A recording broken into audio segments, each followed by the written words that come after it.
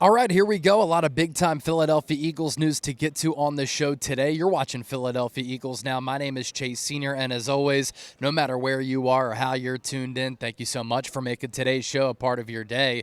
You will hear directly from the Eagles decision maker, General Manager Howie Roseman, coming up for a great offseason primer for all Eagles fans out there. And if you're excited for this Eagles offseason, because Howie is always busy, I want you to hit that thumbs up icon and like the video. Some programming notes before we get underway. NFL free agency starts on March 9th. NFL draft is at the end of April. We just surpassed 145,000 subscribers. Join the movement, become a real one, and hit that subscribe button right now. Today, I had an opportunity here in Indianapolis, the site of the 2026 NFL Scouting Combine, to interview Zach Berman, who has covered the Eagles since 2012. He's currently writing for The Athletic. I had an opportunity to catch up with Brett Coleman, one of the content creator YouTube OGs. And I also spoke with John Middlecoff of the 3 and Out podcast, who I have looked up to, him and Colin Cowherd, over the last couple of years. He worked with Howie Roseman to start his NFL scouting career, so some fantastic insight on that end as well. Topic number one. What happens with Eagles wide receiver A.J. Brown this offseason? Of course, Howie is always going to have his phone lines open, but does it make sense for Philadelphia to trade A.J. Brown?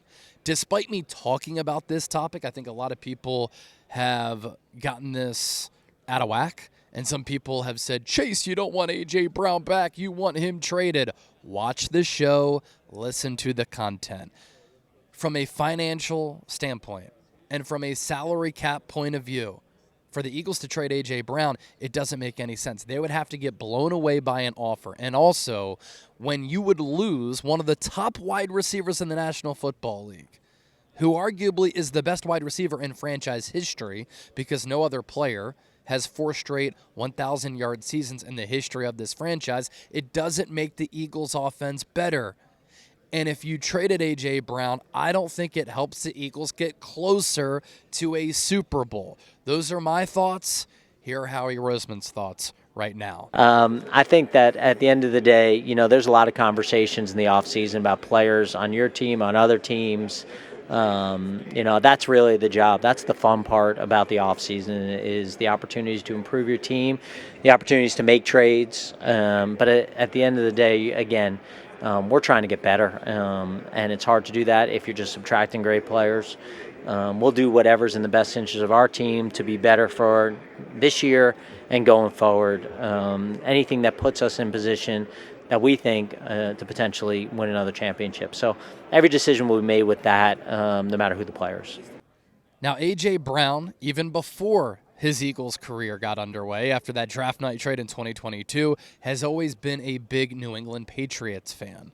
He's idolized Tom Brady, has a lot of respect for him. He was just on the podcast with Rob Gronkowski and Julian Edelman, and there has always been some chatter, some rumors about A.J. wanting to reunite with Mike Vrabel, who was his first head coach when he was drafted out of Ole Miss by the Tennessee Titans, and they remain very close. Mike Vrabel spoke today. Here's what he had to say about A.J., and you can see that they are very tight-knit. I think the relationship with players, and specifically you asked about A.J., has meant a lot. I've watched him grow. I've watched him mature. I'm proud of him. Proud of the father that he is. I'm proud of the husband, and that has nothing to do with where he plays and where he played. So those are the things that are important. We reach out and text each other during the things that happen good to each other, and sometimes things don't go so well for the people that you're close with, and you text those as well. So it's a two-way street of support and reminders of what got us to where we are here today. Again, I don't want the Eagles to trade A.J. Brown, and from what I've been gathering here at the NFL Combine, talking to Nick Sirianni, Howie Roseman, other people who cover the NFL, I don't think the Eagles will trade A.J. Brown either. Sticking with Howie here, because we're going to feature him a lot here on the program, he has changed how general managers around the NFL think and operate. He is so aggressive. He's always trying to make moves to improve the football team. And I was talking about this with John Middlecoff, but a big reason why he is given that leeway is because owner Jeffrey Lurie is so supportive in allowing Howie to do what he sees fit in order to improve the team. And here's what Howie had to say about his overall philosophy on listening to trade offers. Yeah, you always try to make decisions in calm times. You don't. We do the same thing in the draft. We have a value for, every player on the roster, so that we don't get sideswiped on anything. That we understand what we would do. That doesn't mean we would trade them, but at the same time, we got to be open to listen on everything that we do here. That's what a lot of this week's about. That's what a lot of the first couple weeks of free agency is about. That doesn't mean there'll necessarily be action, but you got to be willing to listen. We'll do that during the draft as well, and decide what's the best for the Philadelphia Eagles. At the end of the day, everything we do is what's best for the Philadelphia Eagles, so that we can try to compete and hopefully win another championship. And this is really for any player, right? If the Eagles get an offer that helps the Philadelphia Eagles, would it be wise to turn that offer down if it meant it would make the football team better? Think about that. Another topic here. Pass rusher for Philadelphia going into free agency and the draft. This is a good draft that is rich and deep with pass rushers. There's some high-end guys, multiple that could go in the first round, 5 to 7 potentially going into drills this week. And then there's some depth at the pass rusher spot in this class as well. What did the Eagles do at pass rusher? Will they trade for one like a Maxx Crosby? Will they sign one like a Trey Hendrickson? Veteran, a lot of money, maybe short-term deal because he's older and he's coming off an injury. Will they give big money to a guy like Jaelan Phillips? Maxx Crosby trade rumors, of course, are out there. John Spytek, the general manager for the Las Vegas Raiders, who worked with Howie and has learned a lot from Howie and helped to facilitate that Jacorian Bennett for Thomas Booker trade, was asked about Crosby yesterday, and he said, I plan on Crosby being a Raider in 2026. Obviously, those things can change. With where the Eagles are at financially, I do not think the Eagles make a big splash for a player like Maxx Crosby, but this is a position that Howie Roseman prioritizes and really values. So I don't think the Eagles go the route of Maxx Crosby. You never know with Howie Roseman. Could they be a sleeper to make a big move at edge? I don't lean that way right now, but because Howie values getting after the quarterback so much, especially with their pass rush, also seeing how they beat Kansas City the way that they did, I think Howie addresses edge one way or another. Here's his thoughts on that. Well, we usually take 7 or 8 guys to camp. We only have 3 on the roster right now, so definitely think we'll have to address it. It's a priority position for us, and we'll just kind of try to manage our own guys, free agency, and the draft to bring the best outcome possible that we can. It always starts up front for us in Philadelphia. The sense that I get from being here in Indy is that the Eagles would love to bring back Jaelan Phillips. It's going to cost a lot. He's still a somewhat younger player who last year with the Eagles had more than 40 pressures in 8 games. He's a great scheme fit under defensive coordinator Vic Fangio.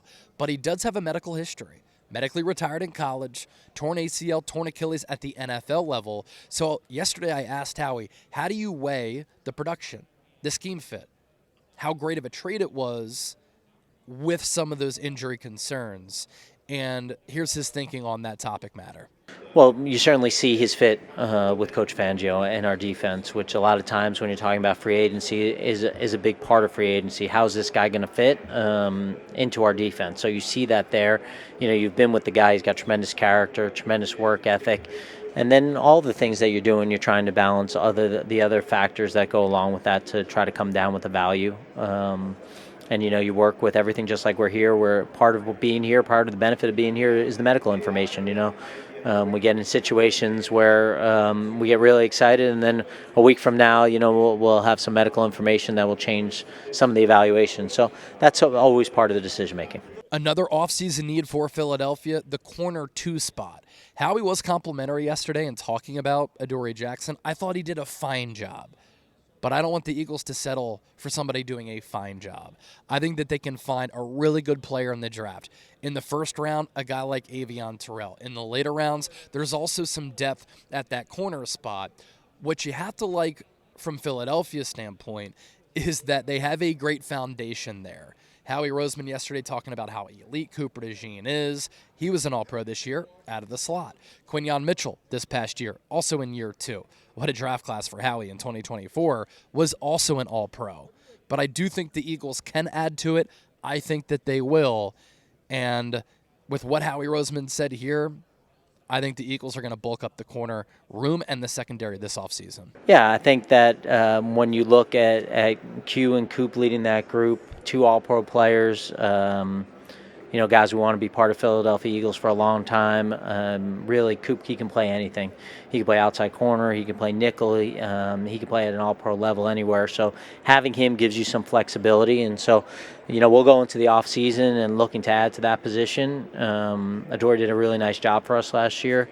And it got better throughout the course of the year. And so just like any other position, he's a free agent. And we'll just kind of see how the offseason plays out.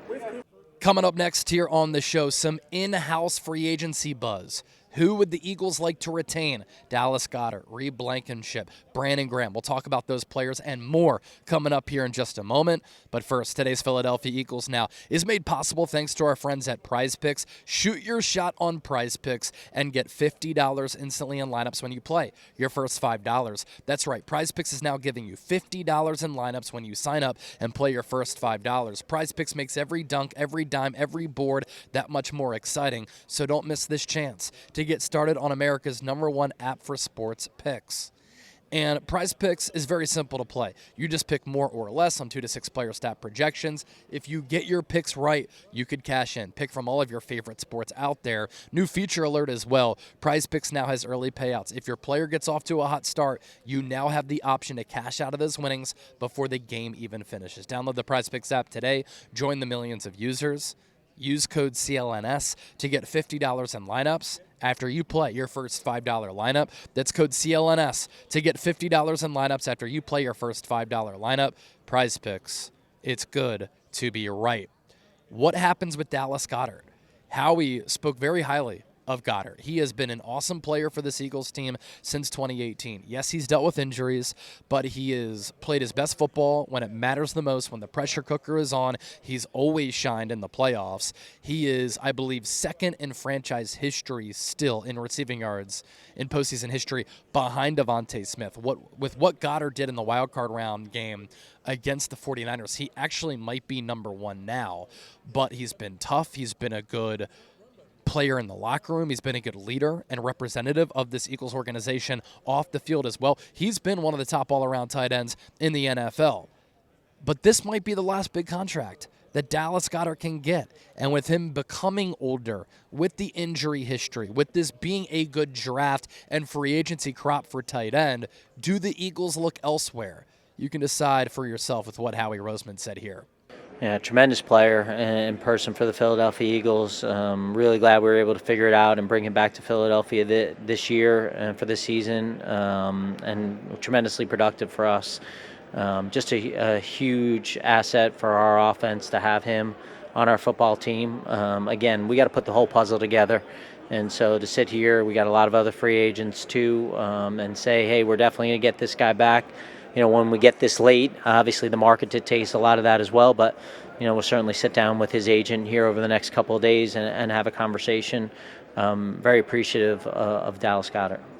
My read here, the Eagles let Dallas Goedert test the market because this is a rich draft and free agency crew for the tight end position, and Dallas Goedert deserves that, right? See what you can get on the open market. If you get a bag, walk. If it's affordable and makes sense for us, then maybe the Eagles would be in that line of thinking of retaining Dallas Goedert.